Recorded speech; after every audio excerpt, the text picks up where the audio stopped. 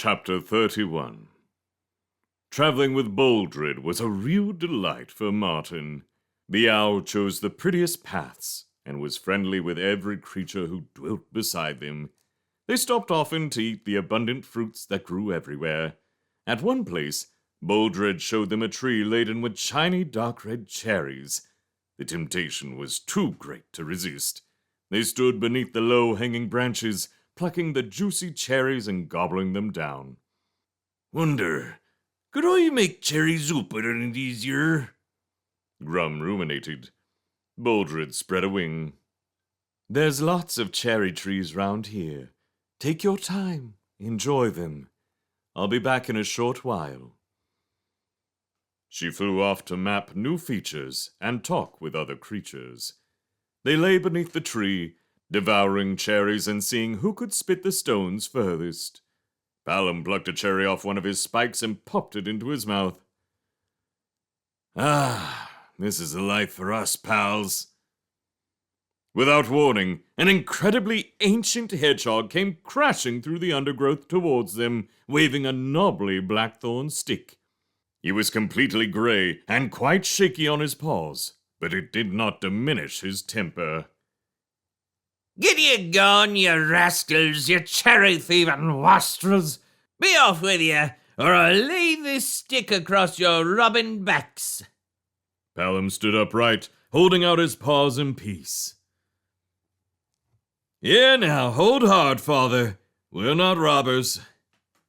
The ancient beast swung his stick at Palom, but he did it so slowly that the young hedgehog had no trouble avoiding it. Don't call me father, you young brigand. I wouldn't be thy father for a whole plum orchard. The old hedgehog wore tiny square spectacles on his snout end, and as he swung the stick, they fell off. He groped about, still whacking out feebly. Rose dodged under the stick. Retrieving the spectacles, she held the blackthorn tight as she resettled the glasses on the gray-snouted creature. There, that's better. We're not thieves, sir. We didn't know the cherry trees belonged to you. He tugged fitfully at the stick that Rose was still holding. Let go of my stick, damsel. You're no better than ye should be. Martin sat up. There was no danger from the old one, but he was becoming very tiresome with his insults and rantings. The young mouse spoke sternly to him. Keep a civil tongue in your head, old one, and stop waving that stick about, or I'll take it from you. The hedgehog managed to get the stick loose from Rose and adopted a fighting stance.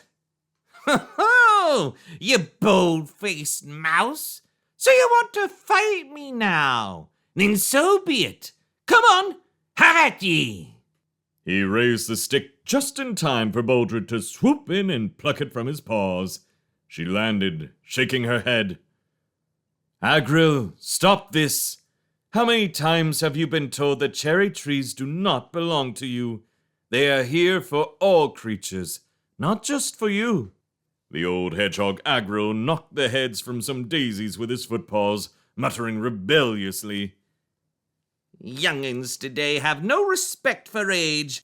Yon mouse with the sword offered me combat. 'Twere no fault of mine. Grum stood up indignantly. Oi, great fibber. Martin do no such a thing. You're a crafty old beast, sir. Begging your pardon, even I do say so. Immediately, Agril's mood changed at the sight of Grum. Oh, a moly creature. Do accept my humble apologies, friends. Molies are the nicest and wisest beasts alive. Do and thy companions have a liking for cherry cordial? Follow me. The four travelers looked at each other nonplussed. Boldred shook with silent mirth. Go on, follow him. He's harmless, really, just a touch eccentric. I'm mapping a stream course. See you later. She winged off high above the trees. Grum started following Agril, calling to the others. Come on, I dearly would like to taste cherry cordial. The old hedgehog lived in a hollow oak, long dead but still standing, with a small door over a hole at its base. They followed him in. It was cool and dark. Stacked all around its walls were kegs, flasks, and gourds of cordial. Agril was very proud of his stock. He adjusted his glasses and peered closely at the labels on each receptacle. Now, here be a cordial fit for kings and queens, a score of seasons old. I lined the cask with honey myself to sweeten it. There was pure white cheese and celery wafers to go with the drink. They sat on upturned casks as he issued them with wonderfully carved cherrywood bowls to drink from. Cherry would be the best of all trees to make bowls from. Taste this and see what thee think of my art. It was absolutely delicious, dark, cool, and sweet. Before they had finished, he was opening a large gourd. This was made by my mother, or 'twas made by my grandmother. I'm not sure. 'Twas so long ago. Notice, 'tis a brighter red and a fizzy taste, more suited to eat with salads. Gourds were opened, casks unbunged, and flasks broached. Martin and Rose sat together in the cool dimness of the hollow oak, eating cheese and celery wafers, and sipping so many different cordials, each with its own history, that they lost count. Agril's voice droned on like a bumblebee, hovering round apple blossom, while outside the sun made leaf patterns in the still woodlands. Martin had never known such peace and happiness in all his life. He lay back and closed his eyes, the heavy fragrances of wild cherries scenting the air about him. It was night. Rose came slowly awake with the sensation that she was drifting, floating under the soft dark canopy of the sky, star-pointed and scented with a waning moon. The mousemaid lay at peace, feeling the swirl of water against silent paddles, hearing the gentle creak of timbers. She was on a boat. Be still, little shipmate, and take your ease. The strong, cheerful face of a big male otter appeared before her. Rose sat up slowly, trying to shake off the feeling of unreality. Where am I? Aboard the good craft Water Lily, and traveling on the great broad stream. Lay back and sleep now. You're in safe paws, miss. Martin, Palom, and Grum were curled up nearby, their contented snores blending with the slight noises of the boat. The otter plied his oar with a hefty tattooed paw as he chuckled. Old Agril certainly slipped you and your pals a good measure of his special sleeping potion. Them three won't know nothing about it until way into morning light. Rose felt helpless, a pleasant inertia stealing over her as she slumped gently back. You mean to tell me that Agril drugged us? The otter grinned and winked at her. Sure as my name's Starwort. That old hedgepig don't like young'uns no ways. He reckons the cherry trees are his, and it's good night to any beast that messes with them. Lucky you was with Boldred, or Agril might have sent you into a sleep you'd never wake from. As it was, he just popped you off temporary so as Boldred could get you out of the way. We had to sling you and your pals into hammocks and carry you a fair way to get you aboard Water Lily. Rose half tried to keep her eyes open, murmuring drowsily. Where is Boldred? The short-eared owl's voice came up from somewhere above her. Perched nice and comfy up here on the masthead. Do as Starwort says, Rose. Go back to sleep. The mousemaid could hear her own voice as if from a distance. Back to sleep. The sun was up, and birds serenaded the new day from the thick foliage bordering Broadstream. The travelers sat with their paws through the midship rails, letting the water run through them. A crew of 24 otters hauled the single square sail to catch the mild breeze, singing lustily as they heaved on the ropes.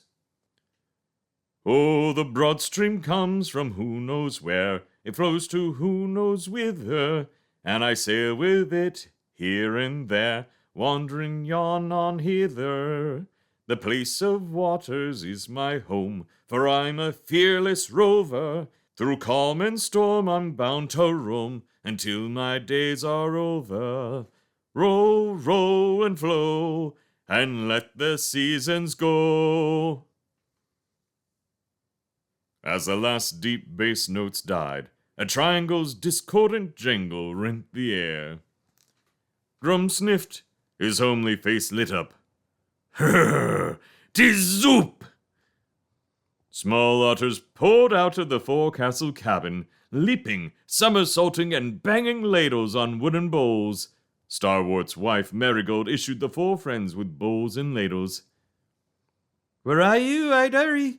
Those nippers will lick the pot dry. They're naught but stomachs on paws. Over a charcoal brazier on the afterdeck, a fat otter called Stewart was dishing out soup, loaves of barley bread, and a concoction the otters drink called scupper juice. Stewart filled their bowls to brimming, cautioning them cheerfully. "What a shrimp, bulrush, and oat-root soup, mates. It'll give you fur like velvet and put a sparkle in your eye. But drink plenty of that scupper juice to cool your gills." Palom's eyes watered.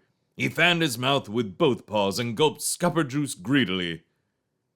Ah! My poor mouth's on fire! I never knew soup could taste so hot. Oh, my burning tongue! Martin and Rose were suffering equally. The soup was delicious, but the hot root pepper must have been ladled into it. Tossing aside his spoon, Grum drank his soup with gusto. The heat of it did not seem to bother him. "Oh, this be wonderful soup. Oh, aye, first class. You uns have my bread and my drink. Give I your soup." Willingly they exchanged their soup for the mole's bread and scupper juice. Grum slurped away merrily, watched by the entire otter crew and their families. Starwort shook his head. "I ain't never seen a creature enjoy our soup so much in all me born days. We can't even take it without drinking scupper juice to quench the burnin'. Grum, matey, are you sure you've never had this soup before?" The mole wiped a bead of sweat from his snout tip. "No, sir, never, though I wish it I had. Think what I been a-missin' all these seasons. Stream sailing was a novel experience for the travelers. Under the otter crew's helpful paws, they learned to reef and tack, scull, row, and steer. Boldred had flown on ahead to contact the shrews. The otters reckoned to meet up with them sometime in mid-evening. Grum and Palom took instantly to the nautical life. The water lily was so large and flat-bottomed that they forgot their fear of the water. Both the hedgehog and the mole adopted the otter's rolling gait and stream sling. Ahoy, Grum matey! 'Tis a fair day on an even keel. Palom, me hearty. Come and sit here midships and drop anchor alongside I, you old stream dog." Martin and Rose clapped paws to mouths, stifling their giggles at the antics of the pair. Roach, tench, perch, and the odd pike could be seen through the clear running stream, following the water lily for the scraps that were thrown overboard. Sometimes they would cruise where the bank was deep-sided, enjoying the shade of the trees. Other times they would ride out on the broad swell, catching the breeze. Rose watched Martin waving at a kingfisher which hung over an inlet, whirring its wings in a ceaseless blur as it watched the water for small fry. It was an idyllic day. Early evening passed, coloring Broad Stream's banks a limpid green that gave way to gold-flecked cerise in midstream. They heard the chattering and squabbling of small, gruff voices from around a sharp bend in the watercourse. Starwort shook his head despairingly as he maneuvered the tiller. Them Broad Street shrews never stops arguing and disputing, they don't. I once saw two of 'em jump in the water and climb out to argue who was the wettest. Reef your sail, you two stream dogs. We're rounding the point.